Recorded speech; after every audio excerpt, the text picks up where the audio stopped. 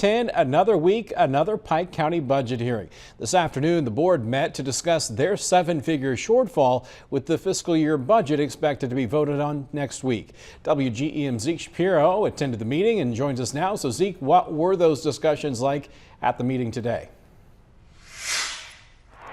Well, Daniel, it never seemed too much like a discussion. Instead, it was more like a debate with accusations of withholding department figures and not being transparent. Whatever the case may be, it seems the county government doesn't like the numbers they're seeing. If one sentence could perfectly describe the situation in Pike County, it's this. I'm not exactly sure. That number is completely inaccurate. The Pike County Board has 5 days until their 2026 fiscal year budget needs to be voted on. And the mood is, well... That is totally incorrect. I don't think that's... Ma'am, do you mind if I finish?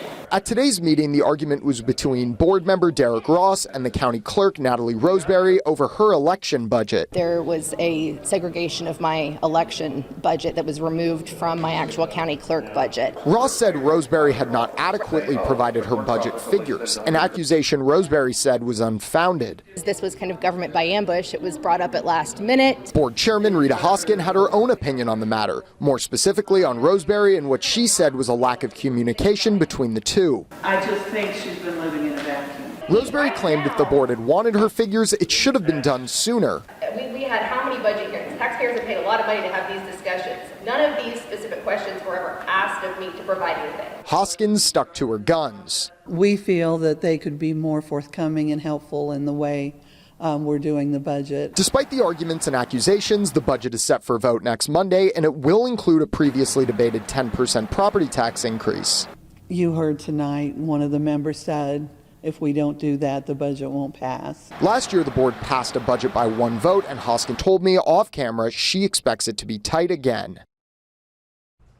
Now, one of the big cuts coming to Pike County is a potential loss of sales tax and surplus for the ambulance department.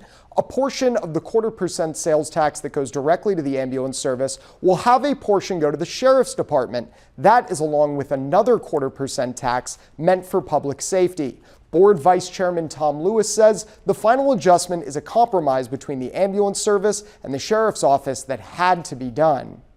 Still don't agree with it, but with the crisis that we're in, and talking to our sheriff and our ambulance director, we've kind of come to a consensus that, hey, we'll try to help out when we can.